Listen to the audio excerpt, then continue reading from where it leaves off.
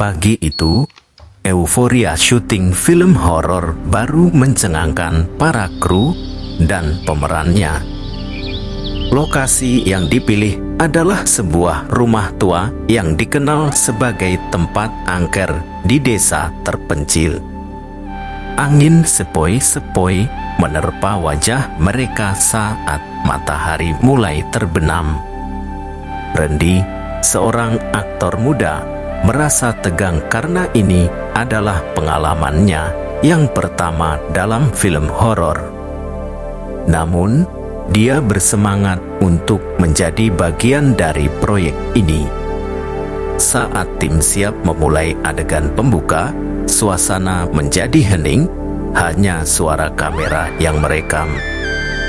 Tak lama setelah adegan dimulai, pandangan Randy terasa aneh. Di kejauhan, dia melihat sosok putih yang samar-samar. Dia menganggapnya hanya imajinasinya yang bermain-main karena suasana horor. Namun, perasaan itu semakin kuat ketika sosok itu semakin mendekat.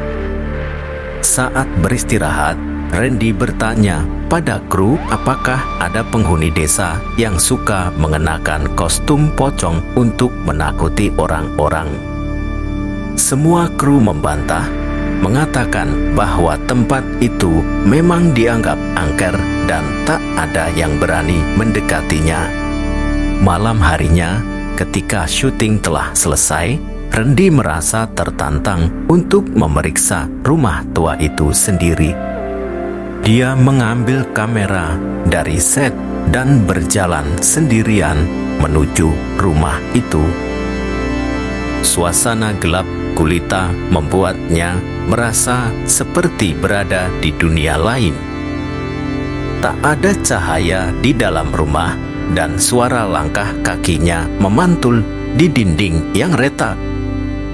Dia merasa ada yang mengawasinya. Randy menyalakan lampu ponselnya dan terkejut melihat sesosok pocong di depannya. Napasnya tersengal, dia tak dapat bergerak atau berbicara. Pocong itu mengambang mendekat dan Randy bisa merasakan dinginnya jubahnya. Matanya kosong, tak ada ekspresi kehidupan. Hantu ini nyata. Randy terpaksa menghadapinya dan berkata, "Tolong, aku tidak bermaksud mengganggu atau menghina. Kami hanya syuting film horor di sini. Tolong beri kami izin." Pocong itu mengangguk dengan perlahan dan tiba-tiba menghilang dalam kabut tipis. Randy merasa lega, tapi takut karena kengerian yang baru saja dialaminya.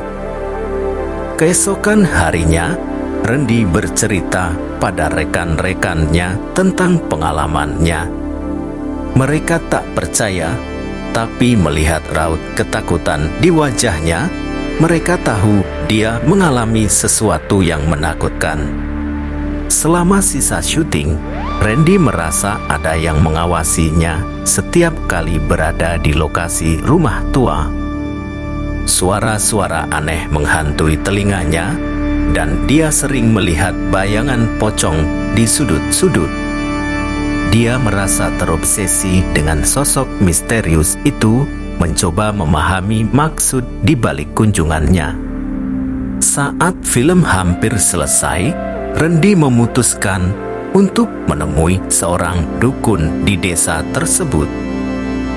Dukun itu mengatakan bahwa pocong itu adalah roh yang gentayangan karena terkunci dalam rasa penasaran. Dia mengatakan bahwa roh itu ingin tahu apa yang akan terjadi di film tersebut. Dengan bantuan dukun, Randy mengadakan ritual kecil untuk berbicara dengan pocong itu.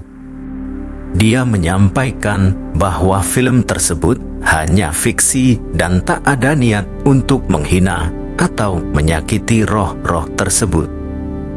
Beberapa saat kemudian, pocong itu muncul lagi. Tapi kali ini, wajahnya terlihat lebih tenang. Randy merasa ada kelegaan dalam hati pocong itu. Sosok itu kemudian menghilang dalam damai.